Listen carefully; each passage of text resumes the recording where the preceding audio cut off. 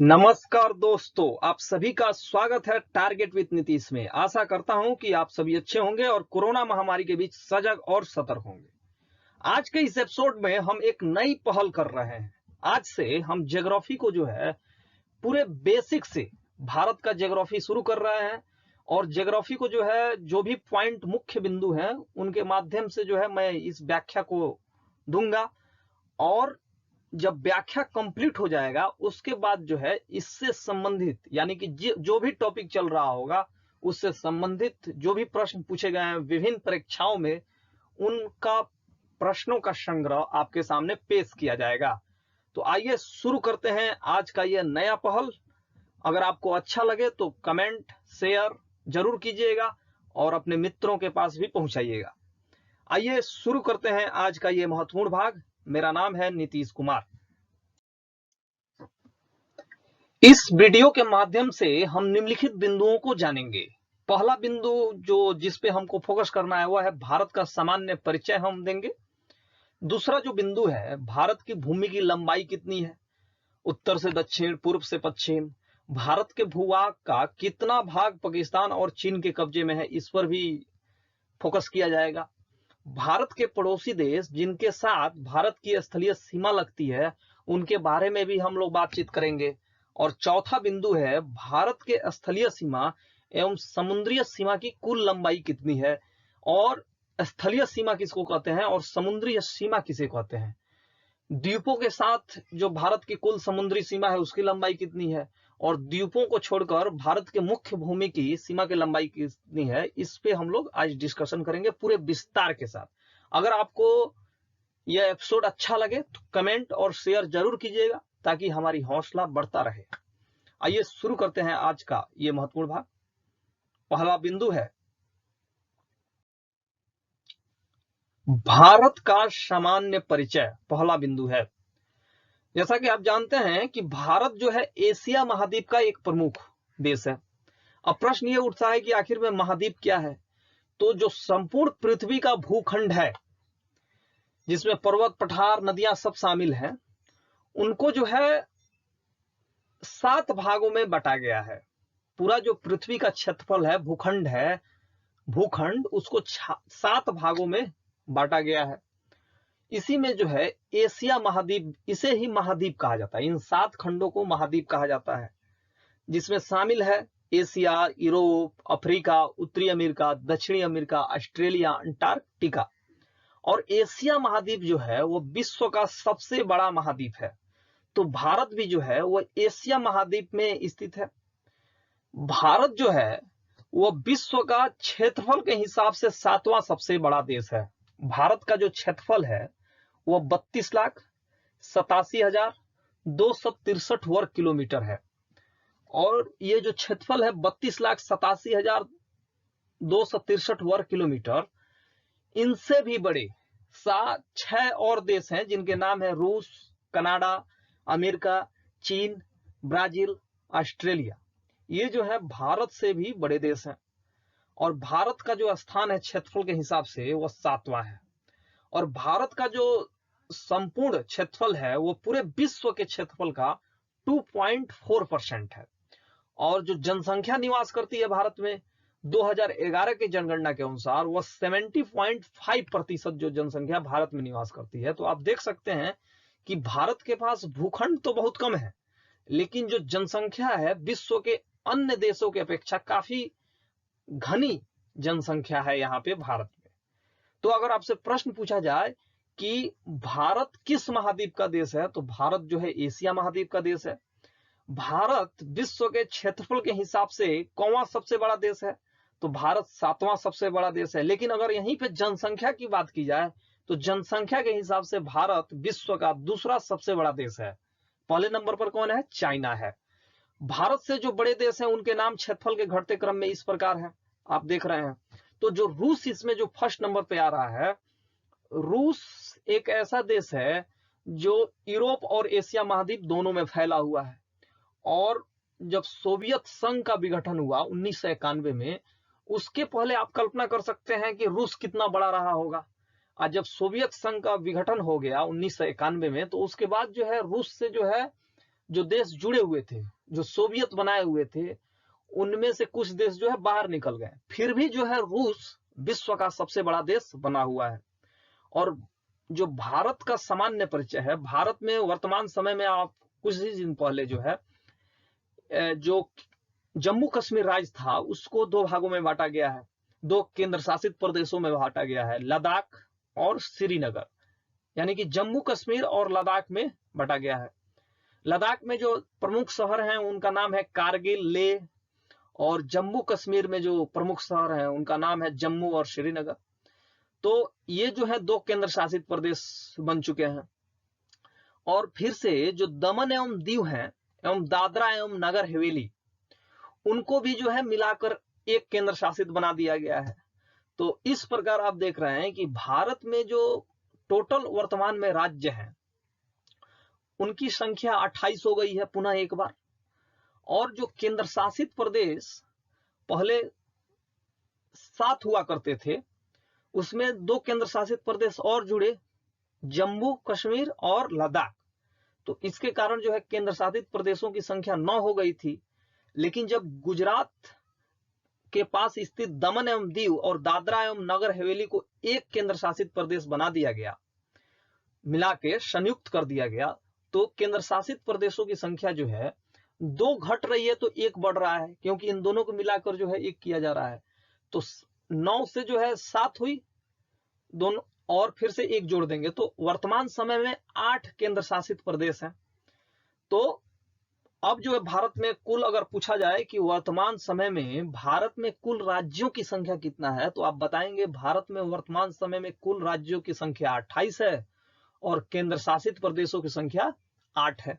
अगर कोई पूछे कि कैसे 8 है, पहले तो 7 था, तो आप कहेंगे कि लद्दाख जो है और जम्मू और कश्मीर, ये जो है जम्मू कश्मीर को 2 केंद्र शासित प्रदेशों में विभाजित किया गया है। तो इसके कारण जो पहले 7 केंद्र शासित प्रदेश थे वह जो है बढ़कर 9 हुए। और फिर से जब दमन एवं दीव और दादरा एवं नगर हवेली को जो है एक में मिला दिया गया, यानी कि संयुक्त रूप से एक केंद्र शासित प्रदेश बना दिया गया, तो केंद्र शासित प्रदेशों की संख्या कितनी हो जाएगी? 2 फिर से घटेंगे और 1 जुड़ेगा। तो 9 हुआ था, 9 में से 2 घटे तो 7, और फिर से 1 बन गया है चूंकि ये दोनों मिलके, तो 8 केंद्र शासित प्रदेश हैं। यहां पे आप देख सकते हैं कि कर्नाटक, केरल, तमिलनाडु, आंध्र प्रदेश, तेलंगाना, ये जो है साउथ के स्टेट बोले जाते हैं, महाराष्ट्र। अगर आपसे पूछे कि कर्नाटक जो है भारत के किस दिशा में है, तो आप कहेंगे दक्षिण दिशा में है। इसी प्रकार ये जो स्टेट हैं ये 7 सिस्टर्स के नाम से जाने जाते हैं, जिसमें शामिल है मिजोरम, मणिपुर, नागालैंड, अरुणाचल प्रदेश, असम, मेघालय और त्रिपुरा। तो कितने हुए ये टोटल? 1, 2, 3, 4, 5, 6, 7। कितने हुए? 1, 2, 3, 4, 5, 6, 7। तो इन्हें जो है 7 सिस्टर्स के नाम से जाना जाता है। नॉर्थ ईस्ट स्टेट हैं ये भारत के। किरण रिजिजू जो है नॉर्थ ईस्ट का प्रतिनिधित्व करते हैं भारत सरकार के मंत्रिमंडल में। तो ये जो है एरिया, इसको नॉर्थ ईस्ट स्टेट्स कहते हैं। और इन 7 राज्यों के समूह को जो है 7 सिस्टर्स के नाम से जाना जाता है।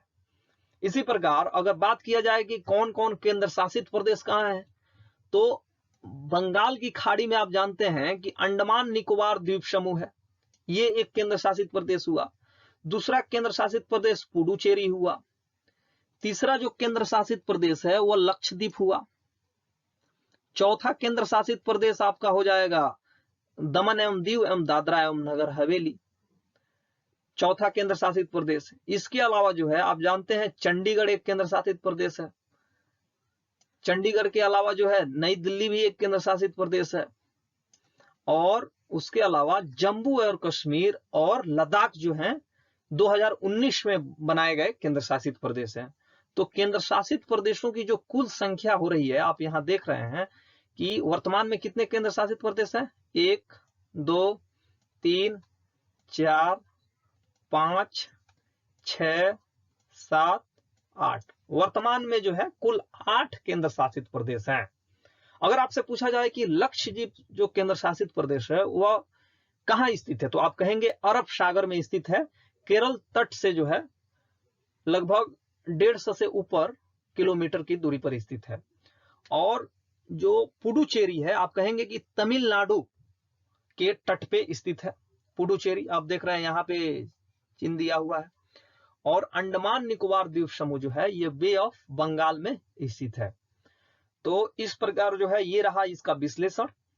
यहाँ पे प्रश्न ये भी पूछा जाता रहा है कि भारत की स्थलीय सीमा कितने देशों के साथ जुड़ी हुई है, तो इसको हम जो है अगले स्लाइड्स में देखेंगे। अगला स्लाइड्स की ओर बढ़ते हैं।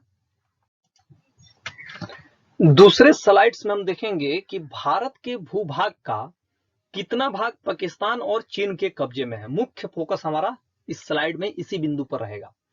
इसके पहले हम जान लेना हमें जरूरी है कि भारत की भूमि का जो विस्तार है उत्तर से दक्षिण तक 3214 किलोमीटर है। उत्तर से दक्षिण तक का क्या मतलब हुआ कि अगर मान लीजिए सपोज डेट अगर ये भारत है, अगर इस तरह करके मान लीजिए ये सपोज डेट ये भारत है,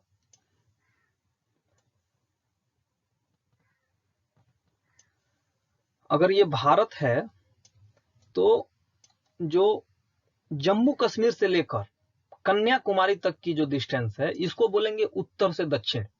तो उत्तर से दक्षिण तक की जो दूरी है वो भारत की कितनी है 3214 किलोमीटर। और पूर्व से पश्चिम यानी कि गुजरात से लेकर अरुणाचल प्रदेश के अंतिम सिरे तक की चौड़ाई कितनी है, तो इसकी जो चौड़ाई है पूर्व से पश्चिम की ओर वो 2933 किलोमीटर है।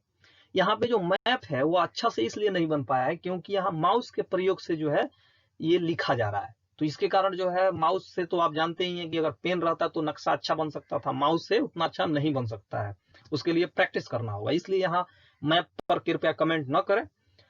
भारत की वह भूमि जो पाकिस्तान और चीन के कब्जे में है ये भी जान लेना जरूरी है। जैसा कि आप जानते हैं कि जो भारत का कुल क्षेत्रफल है वो 32,87,263 वर्ग किलोमीटर है, जिसमें से चीन के कब्जे में भारत की जो जमीन है वो 37,555 वर्ग किलोमीटर है। ये जो आप देख रहे हैं कि ये अक्साई चीन जो है इसको जो है ये जो है भारत का जमीन है और ये चीन के कब्जे में है, जम्मू कश्मीर का ही हिस्सा है। इसको अक्साई चीन के नाम से जाना जाता है। ये चाइना द्वारा जो है 1962 के युद्ध में जो है हथिया लिया गया था, गैर कानूनी ढंग से इस पे चाइना द्वारा कब्जा कर लिया गया था।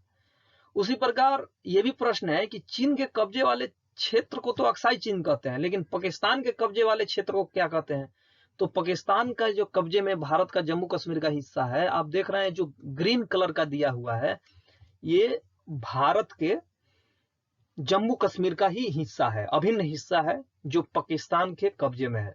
इसकी जो कुल क्षेत्रफल है वह 78,114 वर्ग किलोमीटर है।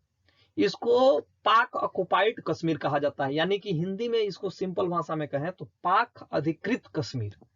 यह किसके कब्जे में है, पाकिस्तान के कब्जे में है।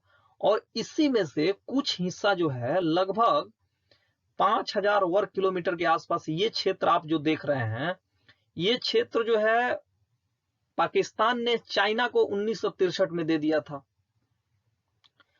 तो ये भी जो है भारत का जम्मू कश्मीर राज्य का ही अभिन्न अंग है, लेकिन उसने जो है उसको चाइना को सौंप दिया है। तो आप देख रहे हैं कि पाक ऑक्युपाइड जो कश्मीर है, जम्मू कश्मीर का अधिकतर भाग जो है दुश्मन देशों के कब्जे में है।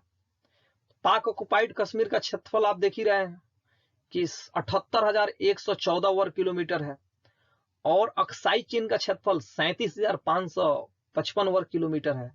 तो हम जो भारत का वास्तविक क्षेत्रफल देखते हैं कि 32,87,263 वर्ग किलोमीटर है, इतना भारत का क्षेत्रफल नहीं है वर्तमान में, क्योंकि 32,87,263 वर्ग किलोमीटर में से 37,555 वर्ग किलोमीटर चीन के कब्जे में है और पाकिस्तान के कब्जे में भारत की जमीन है 78,114 वर्ग किलोमीटर। इन दोनों को मिलाकर आप जब घटा देंगे तो जितना बचेगा वही वर्तमान में भारत के पास जमीन है, 32,87,263 वर्ग किलोमीटर।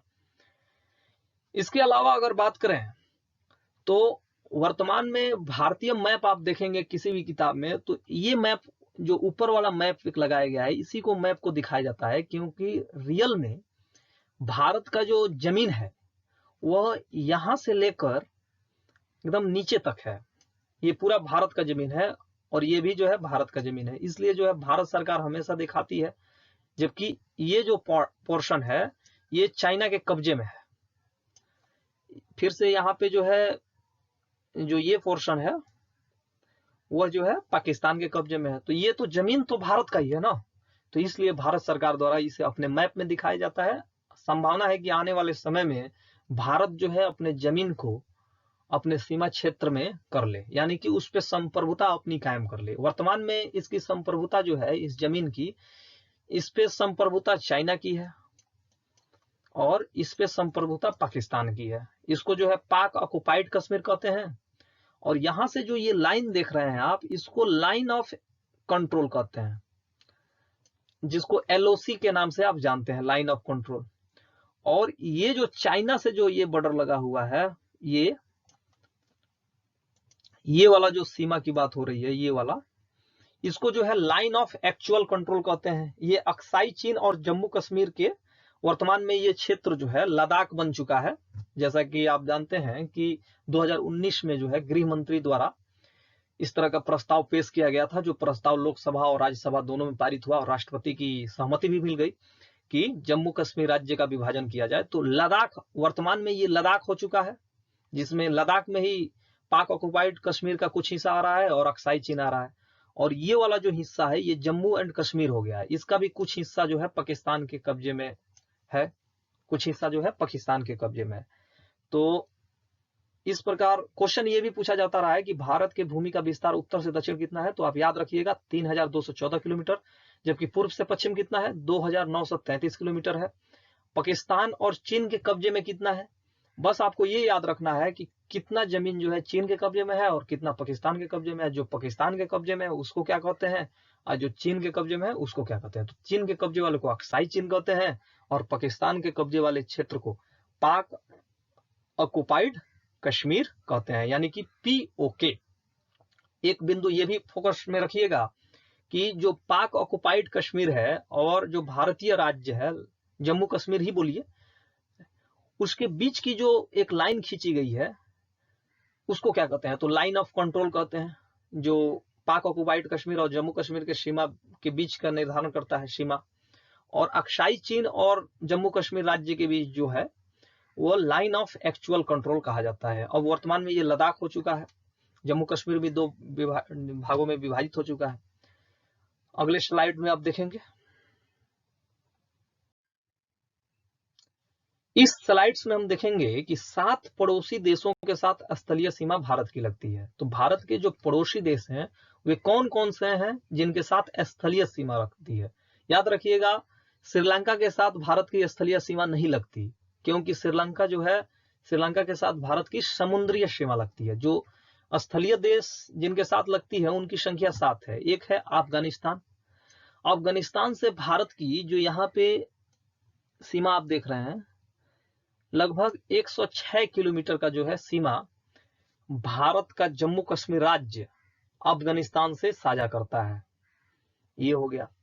फिर से पाकिस्तान से जो है भारत की स्थलीय सीमा लगी हुई है। आप देख रहे हैं यहां से लेकर जो है ये आगे बढ़ता जा रहा है,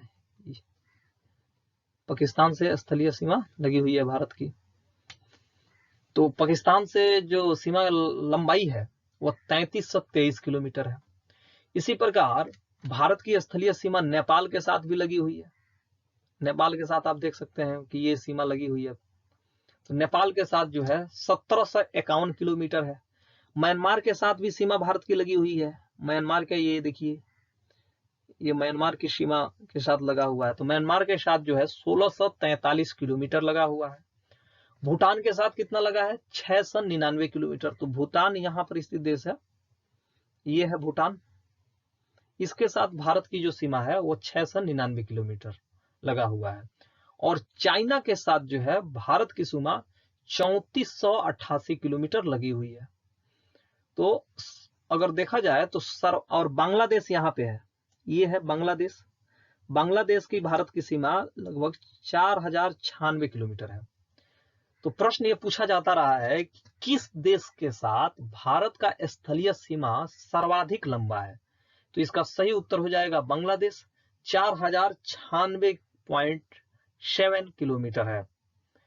और चीन के साथ सेकंड नंबर पे है 3488 किलोमीटर। फिर भी आप जानते हैं कि चाइना और भारत के बीच हमेशा विवाद होता रहता है, सीमा विवाद को लेकर।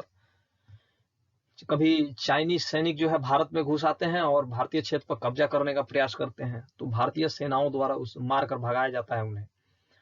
नेपाल जो है 1751 किलोमीटर है, नेपाल की सीमा लगी हुई है 1751 किलोमीटर। प्रश्न ये भी पूछा जाता रहा है कि भारत का कौन सा ऐसा राज्य है जिसको बांग्लादेश 3 तरफ से घेरता है? तो इसका सही उत्तर हो जाएगा त्रिपुरा। यहां आप देख रहे हैं ये त्रिपुरा है, त्रिपुरा को बांग्लादेश जो है 3 ओर से घिरा हुआ है। प्रश्न ये भी पूछा जा सकता है कि किस देश के साथ भारत की स्थलीय सीमा सबसे कम लगी हुई है? तो इसका सही उत्तर हो जाएगा अफगानिस्तान, 106 किलोमीटर। तो ये रहे 7 देश जिनकी स्थलीय सीमा भारत से जुड़ती है, और उनकी सीमाओं की लंबाई क्या है इसको आप समझ गए होंगे इस स्लाइड्स के माध्यम से। आगे बढ़ते हैं। भारत के स्थलीय सीमा एवं समुद्री सीमा की कुल लंबाई। तो भारत की स्थलीय सीमा की कुल लंबाई जो है 15,200 किलोमीटर है, और भारत की कुल समुद्री सीमा की लंबाई 7,516.5 किलोमीटर है, और भारत की मुख्य भूमि से सटे समुद्री सीमा की लंबाई 61 किलोमीटर है। आइए इसको विस्तार से देखते हैं मैप के माध्यम से। तो भारत की स्थलीय सीमा की कुल लंबाई कितनी है? 15,200 किलोमीटर। तो ये जो सीमा रेखा है जहां तक वाटर बॉडी नहीं आया है, ये जो होता आ रहा है यहां तक, फिर से इधर से आप शुरू करेंगे, आते जाएंगे,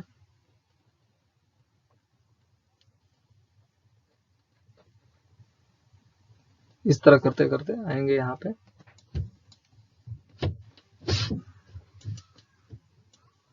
यहाँ पे आएंगे तो ये जो है भारत की स्थलीय सीमा है, इसकी जो लंबाई है 15,200 किलोमीटर है। ये 7 पड़ोसियों के साथ जुड़ी हुई है।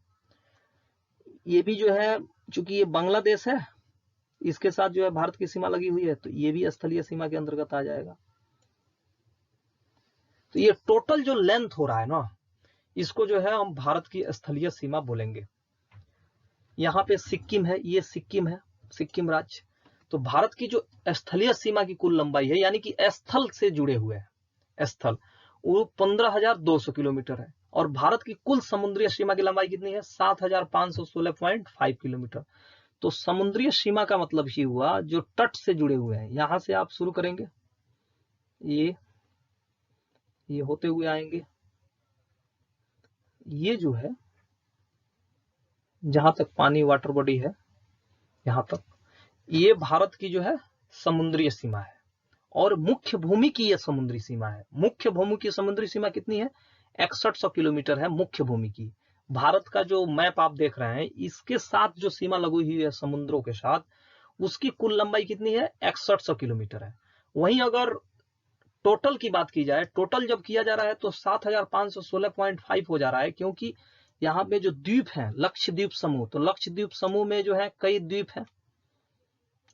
फिर से बे ऑफ बंगाल में आप जानते हैं कि अंडमान निकोबार द्वीप समूह है, इसमें भी द्वीपों की संख्या काफी ज्यादा है। तो जब कुल समुद्री सीमा की लंबाई की बात होती है, तो हम जो है द्वीपों की भी जो समुद्रों के साथ सीमा जुड़ी हुई है, जैसे इसका जुड़ा हुआ है, फिर से इसका जुड़ा हुआ है, फिर से इसका जुड़ा हुआ है, इसी प्रकार इसका जुड़ा हुआ है, इसका जुड़ा हुआ है, इसका जुड़ा हुआ है। तो ये जो समुद्री सीमा है, इन जो अंडमान निकोबार द्वीप समूह, फिर से यहाँ पे आपका लक्षद्वीप समूह है, इनकी जो सीमाएं समुद्र से मिली हुई हैं, उनको भी जब हम ऐड करते हैं तो टोटल कुल समुद्री सीमा की लंबाई 7,516.5 किलोमीटर हो जाती है। लेकिन जब केवल मुख्य भूमि की बात की जाती है तो ये लंबाई केवल 6100 किलोमीटर रह जाती है। तो प्रश्न ये एग्जाम्स में पूछे जाते रहे हैं कि भारत की मुख्य भूमि से सटे समुद्री सीमा की लंबाई कितनी है? तो इसका सही उत्तर 6100 किलोमीटर होगा। अगर आपसे प्रश्न पूछा जाए कि भारत की जो कुल समुद्री सीमा है, यानी कि द्वीपों को समेत लेकर, द्वीपों को एक साथ लेकर कितनी है, तो आप बोलेंगे 7516.5 किलोमीटर। प्रश्न एमपीपीसीएस 2010 में पूछा गया था कि भारतवर्ष आकार में विश्व का, ऑप्शन ए था 5वां सबसे बड़ा देश है, ऑप्शन बी था 6ठा सबसे बड़ा देश है, और ऑप्शन सी था 7वां सबसे बड़ा देश है, और डी था इनमें से कोई नहीं। तो अभी हम लोग पढ़ चुके हैं पिछले स्लाइड्स में कि भारत जो है विश्व का आकार में 7वां सबसे बड़ा देश है। तो आसानी से आप मार सकते हैं। इसी तरह के प्रश्न पूछे जाते रहे हैं एग्जाम्स में, और इस स्लाइड्स में जो भी बिंदु शामिल किए गए हैं वो सीधे सीधे जो है परीक्षाओं में पूछे जाते रहे हैं। तो आशा करता हूं कि ये स्लाइड्स के माध्यम से जो आपको पढ़ाया जा रहा है और बेसिक कंसेप्ट भारत के बारे में दिया जा रहा है वो आपको समझ में आ रहा होगा। अगर आपको समझ में आ रहा है तो कमेंट के माध्यम से जरूर बताएं। किसी प्रकार का अगर सुधार चाहते हैं तो वो भी बताएं। आपके सुझाव का टारगेट विद नीतीश को सदैव आमंत्रण रहता है। तो दोस्तों, ये रहा आज का महत्वपूर्ण भाग। आशा करता हूं कि इस एपिसोड के माध्यम से जब विस्तृत विश्लेषण किया जा रहा है, बिंदुवार विश्लेषण किया जा रहा है, तो भारत की स्थिति के बारे में आपकी जानकारी बड़ी होगी और भारत के बारे में आप बहुत कुछ जाने होंगे इस एपिसोड के माध्यम से। अगर आपको हमारी प्रस्तुति अच्छी लग रही है तो आप कमेंट सेक्शन के माध्यम से हौसला अफजाई कर सकते हैं टारगेट विद नीतीश का, और आप ये भी बता सकते हैं कि आपको किस विषय को पढ़ना अच्छा लगता है और किस टॉपिक पर मैं वीडियो लाऊं, किस प्रकार के प्रश्नों का संग्रह आप चाहते हैं। जो विश्लेषण प्रस्तुत किया जा रहा था इस वीडियो के पहले वीडियो में, जितने भी सीरीज लाए गए थे बीपीएससी पर आधारित, उनमें आपको क्या कमी दिखाई दी, इसके बारे में भी आप स्पष्ट सुझाव दे सकते हैं। आपके सुझाव पर हमेशा विचार किया जाता है और किया जाता रहेगा। तो इस एपिसोड से अब चाहूंगा आपसे इजाजत, लेकिन इजाजत लेने से पहले आपसे कहूंगा कि यदि अगर आप तक टारगेट विद नीतीश को सब्सक्राइब नहीं किया है तो टारगेट विद नीतीश को जरूर सब्सक्राइब करें और ज्यादा से ज्यादा अपने मित्रों के पास शेयर करें, ताकि जो ज्ञान की यह गंगा बह रही है वो केवल आपके पास ही सीमित न रहे, बल्कि आपके समाज पूरे भारत में फैले, आपके मित्रों को भी इसका लाभ मिले। तो इस एपिसोड से चाहूंगा इजाजत, अपने दोस्त यानी नीतीश कुमार को दीजिए इजाजत। कल फिर मिलेंगे इसी समय कुछ नए विश्लेषण के साथ। ज्योग्राफी के भाग 2 में भारत की स्थिति पर ही आधारित होगा भाग 2। अगर आप भी चाहते हैं कि भारत की स्थिति पर जो ये एपिसोड चल रहा है इसमें कुछ छूट गया है तो आप कमेंट सेक्शन के माध्यम से बताइए। अगले एपिसोड में जो यानी कि भाग 2 होगा, यानी कि पार्ट 2, उसमें जरूर शामिल किया जाएगा। इस एपिसोड से अपने दोस्त यानी नीतीश कुमार को दीजिए इजाजत। कल फिर मिलेंगे इसी समय कुछ नए प्रश्नों के संग्रह के साथ, कुछ नए तरीके के विश्लेषण के साथ। तब तक के लिए शुभ विदा, नमस्कार।